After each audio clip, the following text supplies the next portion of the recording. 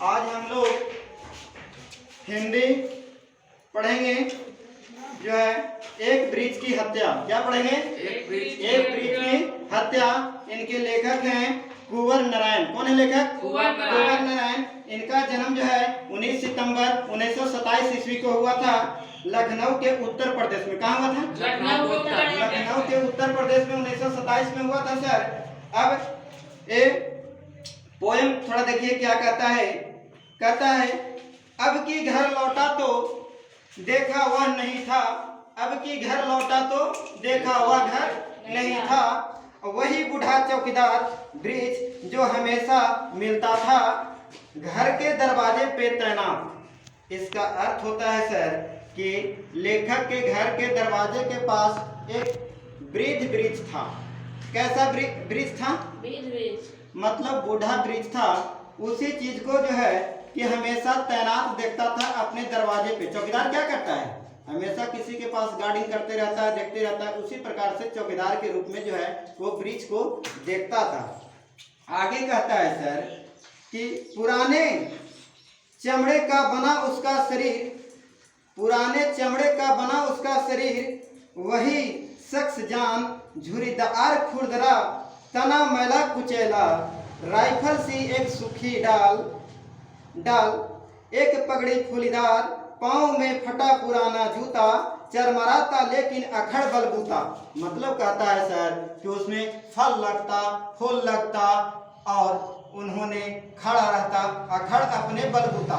वो अपने बलबूता पर खड़ा रहता था, इसलिए बोलता है अखड़ बलबूता। धूप में, किसमें? धूप में, बारिश में, गर्मी में, सर्दी में हमेशा चौकन्ना अपनी खाकी वर्दी में। मतलब कहता है सर कि धूप में, गर्मी में, सर्दी में हमेशा खड़ा रहता है खाकी वर्दी में। मतलब वो अपने स्ट्रिक्ट रहता है, हमेशा स्ट्रिक्ट रहता है, खड़ा रहता है। आगे कहता है दूर से ही ललकारता, दूर से ही ललकारता। कौन कहता है? लेखक कि हमें लगता है कि पेड़ हमें दूर से ही ललकारता तो मैं जवाब देता दोस्त। लेखक क्या जवाब देता है? दोस्त। और पल भर में मैं बैठ जाता उसकी ठंडी छांव में, मैं पल भर में बैठ जाता उसकी ठंडी छांव में। आगे कहता है सर मतलब बैठ जाता वो उस ब्रिज के नीचे बैठ जाता होगा पल भर के लिए, उसको आराम लगने के लिए। ठीक है सर। आगे कहता है दरअसल शुरू से ही था हमारे अंदेशों में कहीं एक जानी दुश्मन। मतलब कि ब्रिज को काटने से बचाने के लिए बात कर रहा है कि ब्रिज को ना काटा जाए।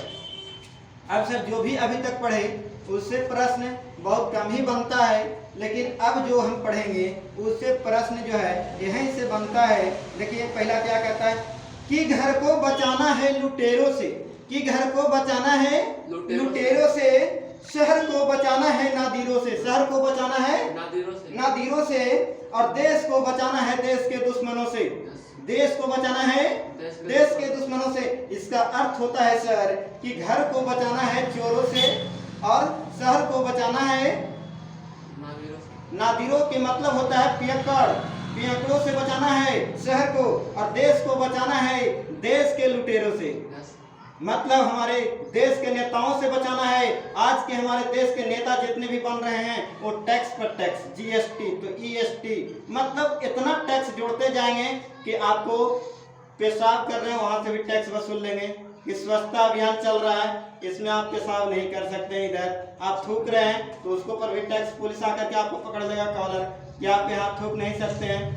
मतलब कि गरीबों के ऊपर जो दंडित किया जा रहा है, गरीबों को सताया जा रहा है। अब सर आगे कहता है नदियों को बचाना है, किसे? नाला हो जाने से। नदियों को बचाना है नाला हो जाने से, हवा को बचाना है धुआं हो जाने से, हवा को बचाना है धुआं हो जाने से, और खाने को बचाना है जहर हो जाने से। किसे?